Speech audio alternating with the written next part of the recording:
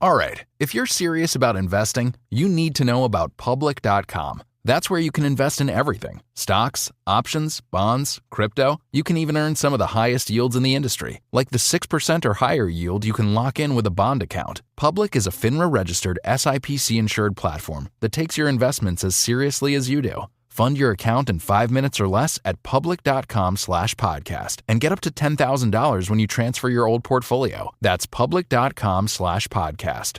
Paid for by Public Investing. All investing involves the risk of loss, including loss of principal. Brokerage services for U.S.-listed registered securities, options and bonds in a self-directed account are offered by Public Investing, Inc., member FINRA and SIPC. Cryptocurrency trading services are offered by Backed Crypto Solutions, LLC. Complete disclosures available at public.com/disclosures. There are presentations. And then there are Canva presentations. With Canva, you can use AI to take your presentation to the next level. You can generate dynamic slides and text with a simple prompt. You can drag and drop graphics and charts from Canva's media library and add interactive elements to plus up your deck. And with collaboration tools built in, the whole team can work together better. You'll love the presentations you can easily design with Canva. Your clients and coworkers will too. Love your work with Canva presentations at canva.com. AI is redefining what's possible for your business. With more unique challenges to solve and higher stakes than ever, Microsoft helps you stay ahead. Our trustworthy AI tools and guidance can empower leaders like you to drive greater impact. And with Azure's simplified platform management, we're helping businesses go further, faster, unlocking up to 150% improved output. Whatever challenge comes next, let Microsoft help you keep pushing forward. For more details, visit Microsoft.com/challengers. Bloomberg Audio Studios. Podcasts, radio, news.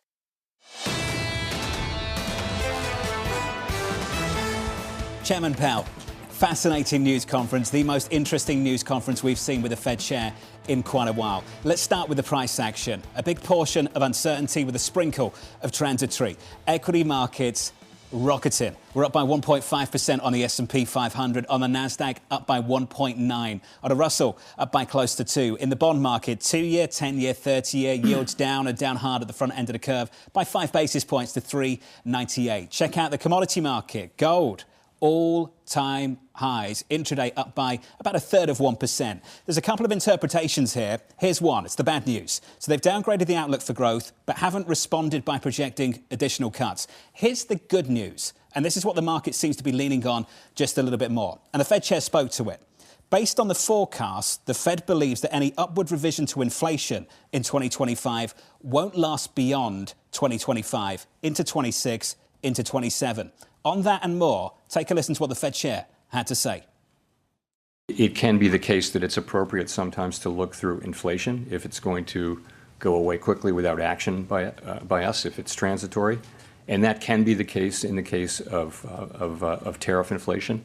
I think that would depend on the tariff inflation moving through fairly quickly, and it would depend critically as well on inflation expectations being well anchored, longer term inflation expectations being well anchored. A willingness to look through this, perhaps reinforced by this take on you, Mitch. Michigan inflation expectations reading is an outlier. Okay, going back, there's a lot to unpack here. We can talk about Michigan, and how much that actually did or did not inform the back in 2022 and why it's less relevant now. The point about transitory is a key one. This market is looking through the downward revision to growth, the stagflationary-like circumstances that frankly defy logic for why that should be good for risk assets, and point squarely to this belief that the Fed has resurrected transitory and is going to cut rates in the face of weakness. Yeah, what I find fascinating is, John, you mentioned it correctly, to see gold go out to a record high 2/3 of the way through the press conference.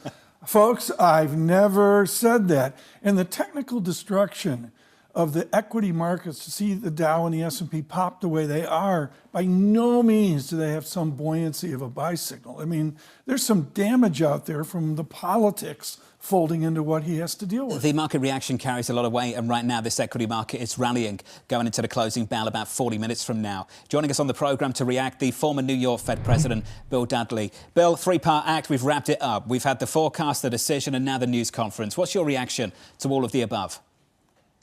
Well, I thought the summary of economic projections was actually a bit hawkish in the sense that they downgraded growth and pushed up inflation. And the dot plots, the plot did sort of shift up. They didn't shift up enough to change it from 2 to 1 rate cut this year, but it did shift up. Powell then came in, and I think Jay gave a pretty dovish performance in the sense that, we got this. We're in a good place. We can afford to wait. We'll see how it goes. We're going to get the job done. So he, I think, was pretty reassuring to people that this was all, quite manageable. I think the reality is, the growth outlook is worse, the inflation outlook is worse, and uncertainty is a lot higher. I'm not really sure how you parse that out as positive, but Powell put a pretty dovish spin on it. Bill, that's where transitory comes in. It was resurrected, the word that was once left for dead, thought to look through some of the tariff-induced inflation, saying it probably would subside. What do you make of that? Because it's giving a lot of confidence to this market.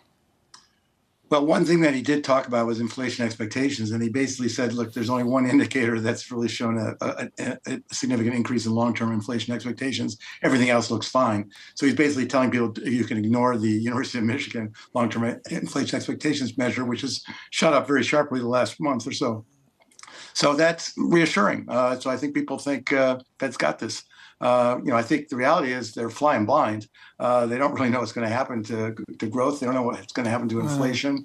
And that increases the risk of making a policy mistake or just being late. There's a book years ago, Bill Dudley, with a chapter by Bill Dudley and Ed McKelvey, and you said off of Patrick O'Brien, there's not a moment to lose. How exposed is this Fed? They're, to me, not a moment to lose. They are wait. Isn't that their best outcome? Well, I don't fault them for waiting. I think when uncertainty is really high and and the economy is in a pretty good place. Inflation rates running 2.5%, 3%. The unemployment rate's around 4%. Staying here, indefinitely would not be a really bad outcome. So I think that's what gives them the ability to wait, because the starting point is actually pretty good. The other thing I thought was interesting about Powell's remarks is he started to minimize the soft data that's showing a lot of weakness, and said we're really sort of focusing on the hard data. We haven't seen weakness in the hard data yet. So that was also reassuring. This is what Marko Kolanovic, formerly of JP Morgan, has to say out on X this afternoon. Not in a hurry means we will drag our feet when things get worse, like in the fall of 2018. This is not bullish at all. Bill, you've lived a lot of this in the past. Is there a risk of a repeat of 2018 here? Well, I just think there's a risk that the Fed will be late, because if you have to have the information in hand before you act, and there's long and variable lags of monetary policy, and then you're not going to do the necessary action in a timely way. I think that the same, but at the same time, which way does the Fed lean? Do they lean against the inflation, or do they lean against the growth side? I thought it was interesting. The summary of economic projections also didn't get a lot of attention. But people's assessment of uncertainty about inflation and employment both went up. Their assessment of risk to inflation and employment both went up. And I think that's really what tells you what's bad about the economic outlook now, is that this dispersion of possible outcomes is pretty wide, and we just don't know which way we're heading.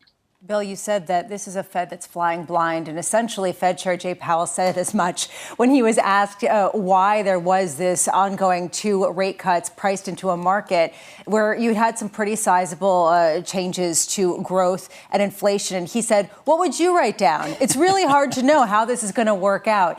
Is there any time in history, Bill, that you can think of where the Fed was as flying blind as they are right now? Well, I'm sure there have been other times. For example, when you had the 2 oil price shocks in the 1970s, that wasn't very good. You had the great financial crisis in 2007, 2008. Lehman Brothers failed over the weekend, and then the Fed was meeting the next Tuesday and Wednesday. So that was probably a pretty flying blind moment. So I think there's been other times like this. The good news is that your economy, as Chair Powell made it clear, is starting from a pretty good place. And that's the important part. John Ferro, David Rosenberg, just out on Twitter right now, really has, and this is the insight that I had with Bob and Michael before, a 4.4% unemployment is a single stick, 100 basis points above the 3.4% low.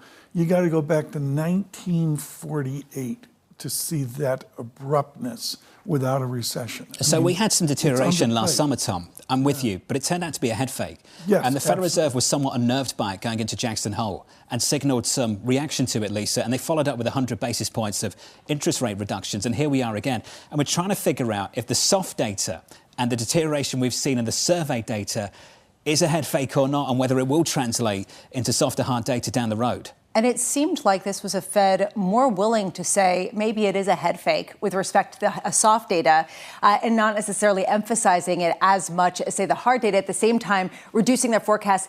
I wonder if we're making too much of the dots. I wonder if we're making too much of all of these utterances when essentially you have a Fed chair himself saying, we have no clue. We don't know. We don't know. Inertia. We kept it the same because what are we supposed to do? And so there is this element where you have to look at this and say, on a fundamental level, is monetary policy still in the driver's seat at this point? Or is this a fiscal policy-driven market and, frankly, an economically driven market that the Fed cannot really engage with in a constructive way? So, Lisa, in moments like this, I wouldn't put too much weight on the forecast because the chairman is telling you we don't know. I'd put a lot of weight on the communicated reaction function, how they're communicating, how we'd respond to certain information points. And, Bill, I wonder what we've learned today. If we did get a deterioration in the economic data over the next several months, in the hard data, have we learned that this Fed would respond to that? Or would this Fed wait? Because I think that's critical for a lot of investors. Are they constrained? Is the easing bias now constrained by the inflation uncertainty of the next 12 months? It's definitely constrained to a degree. I think the thing to focus on is the unemployment rate. If the unemployment rate stays where it is, then the Fed can wait. If the unemployment rate goes up to, say, 4.5%, then the Fed has to worry about the whole thing giving way.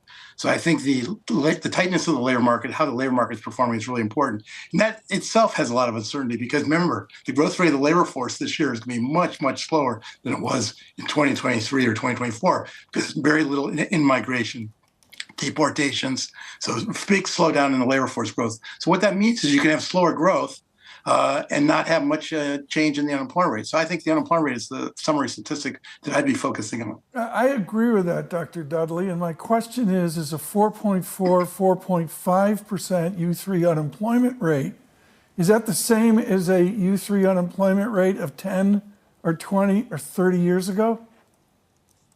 No, I mean, I think the unemployment rate consistent with full employment has come down over time. Part of that's due to the aging of the population.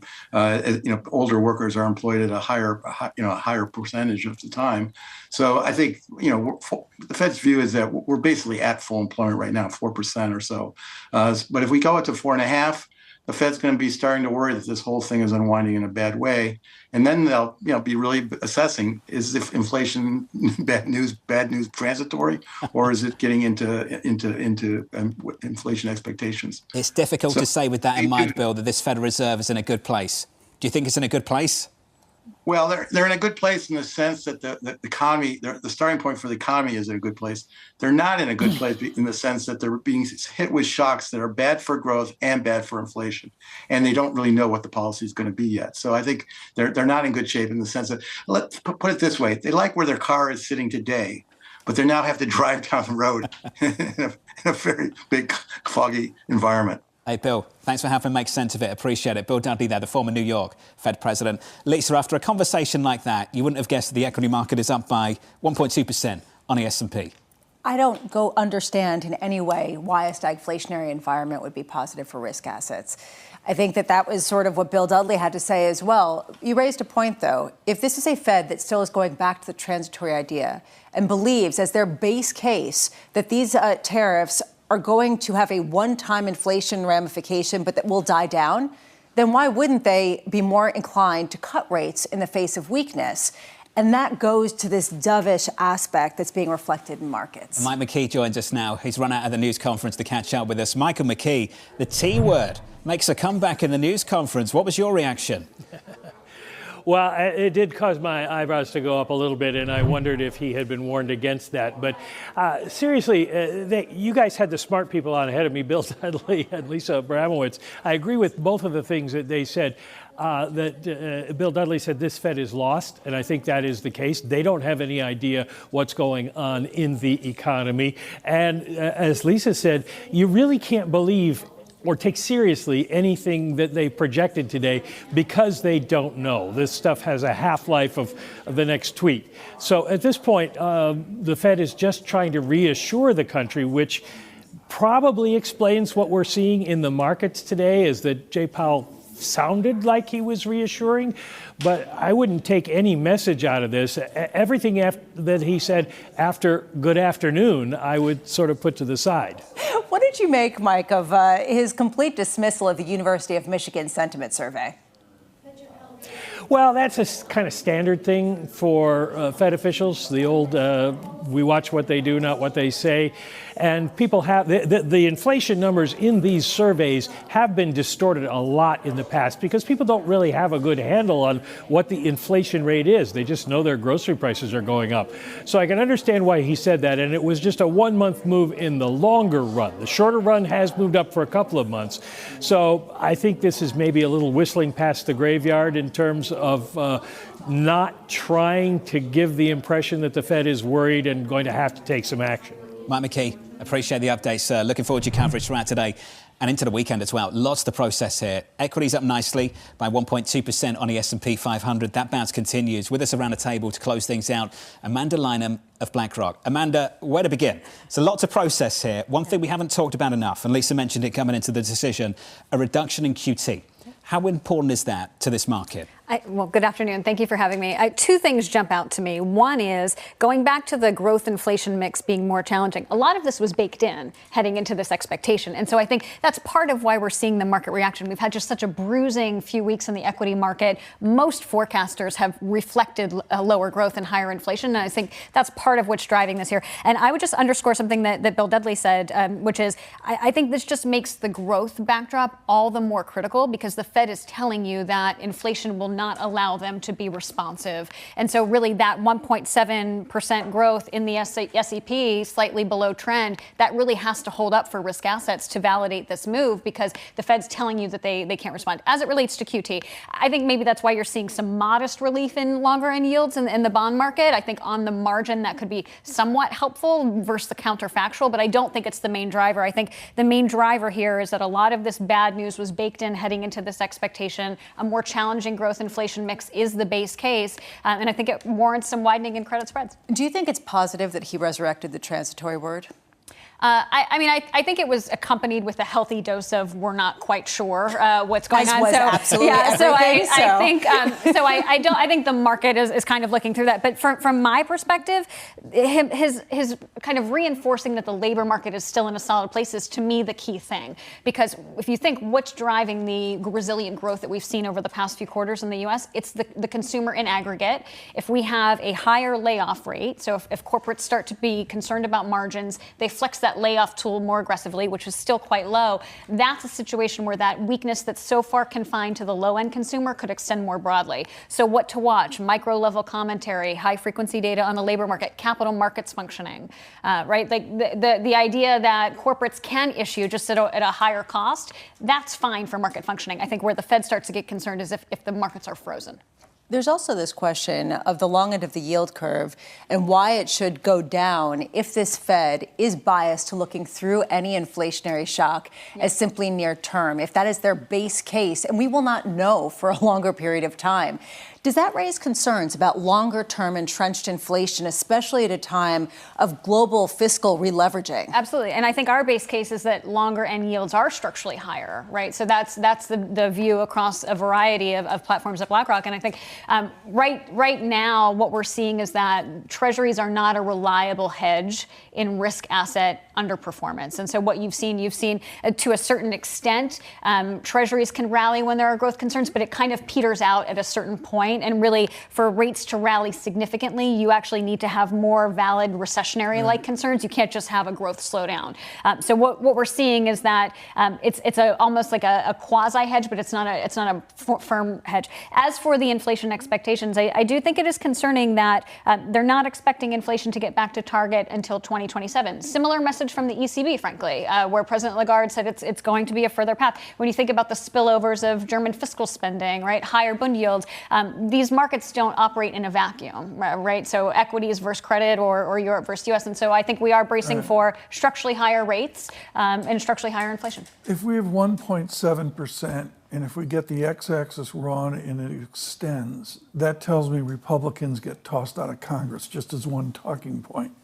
And there'll be huge pressure. Does it just devolve down to price up, yield down, and we go through 4%, as Bob Michael told us before the conference? I think so. I mean, I think you asked earlier the unemployment rate that's really problematic for consumer credit. 5% is the metric that we're hearing that things really become problematic. But I think on the way to that journey, so when you start to get to 4.5%, I think you start to get concerning. It's the velocity of that move, and often these are nonlinear, right? So the deterioration happens quickly, as we've seen in prior cycles. I think that is very concerning. But to me, it really just hinges on, Chair Powell mentioned a low hiring, low firing environment. If that firing picks up, that's really problematic. That's exactly where I wanted to go. Tomorrow morning, 8:30 Eastern Time, jobless claims drop. Help me understand the scenario. If we start to see some weakness there, how will markets respond to that? How will we think about the Federal Reserve's response to it? I think markets have front-loaded it a bit. You've seen some widening in credit spreads. European credit is still holding in well, so I think that points to the U.S. concern. From my perspective, the Fed, though, is somewhat constrained in how they can respond to that, given the inflation backdrop. So I think that's why the deterioration in the growth backdrop is so important to monitor, and it's also probably more critical than it was even a few months ago.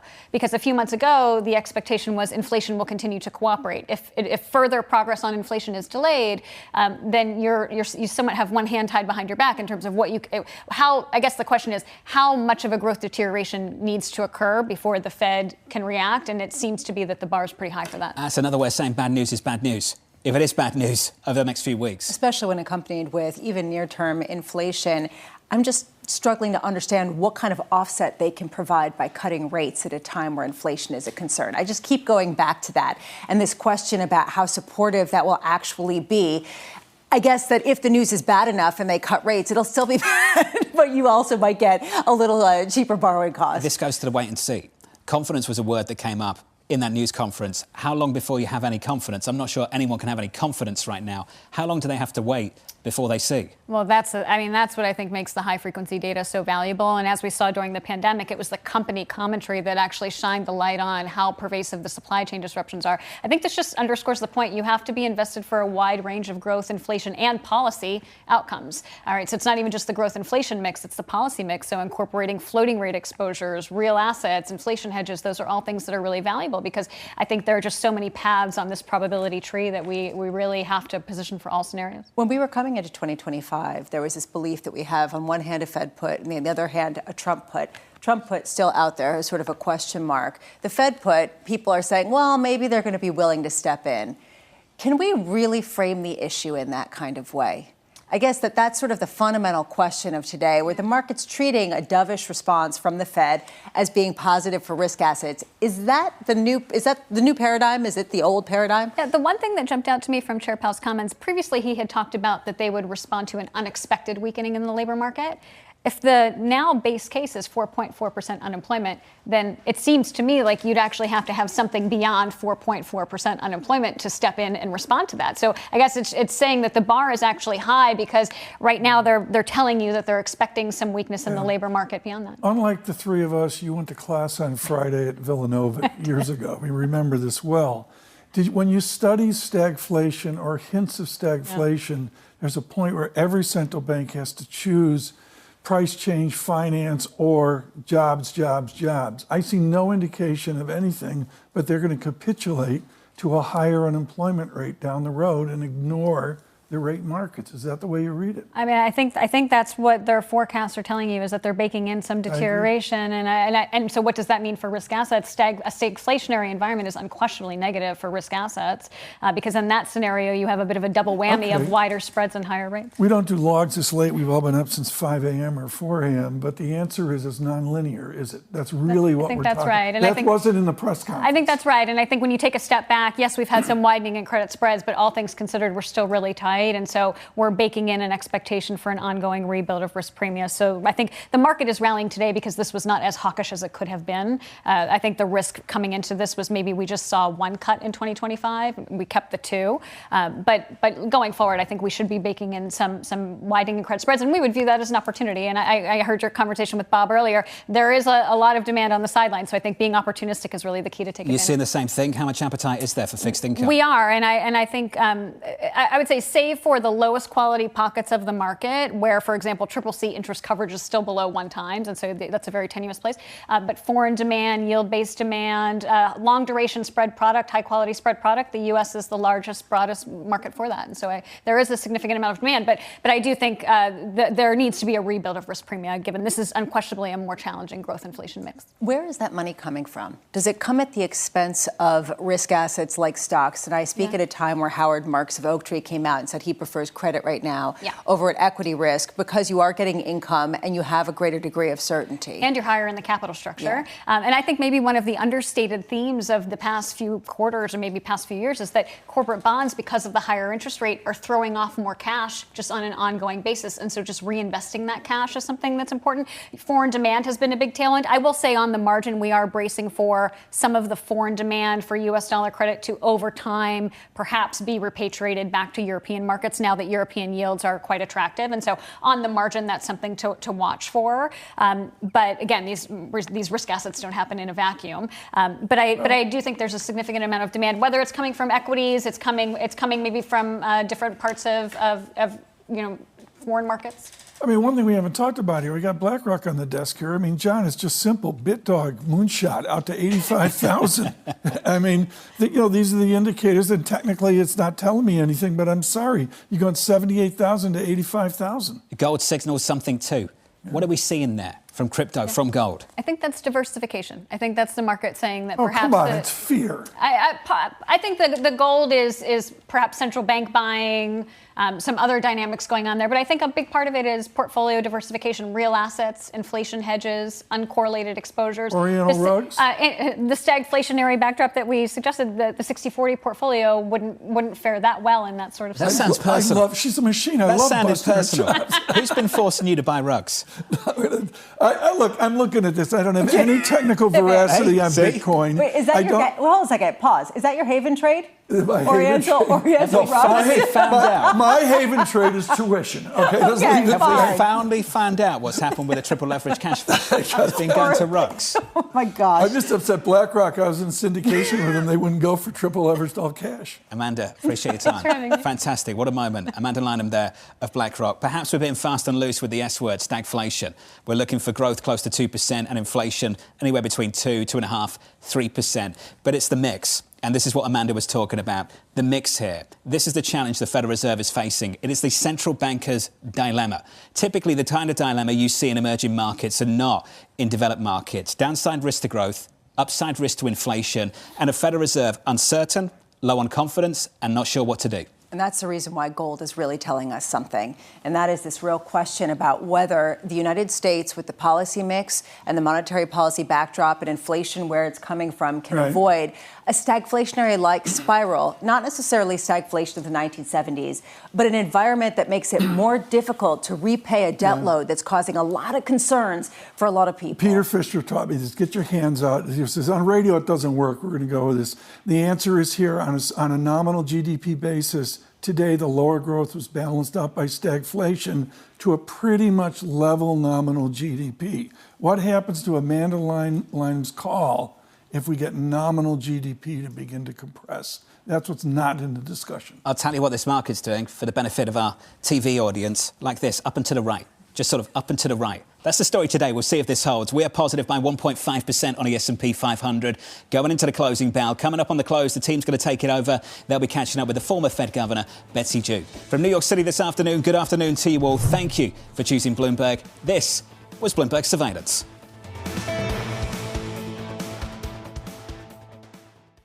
There are presentations.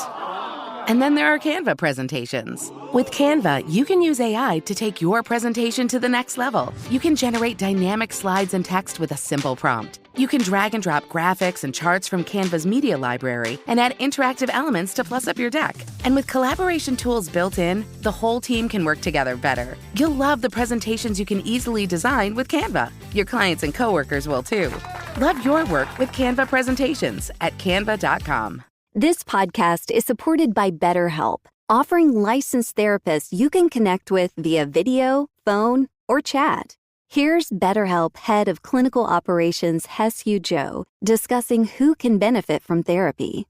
I think a lot of people think that you're supposed to be going to therapy once you're like having panic attacks every day. But before you get to that point, I think once you start even noticing that you feel a little bit off and you can't maintain this harmony that you once had in relationships, that could be a sign that maybe you want to go talk to somebody. There's always a benefit in talking to someone because we can all benefit from improved insight about ourselves and who we are and how we behave with other people. So if you're human, that's like a good indicator that you could benefit from talking to somebody. Find out if therapy is right for you. Visit BetterHelp.com today. That's BetterHelp.com. Growing your business can come with its challenges, but with the all-new Intuit Enterprise Suite, you can bring all your tools and data together in one place, making it easier to keep growing without the growing pains. Learn more at Intuit.com/enterprise.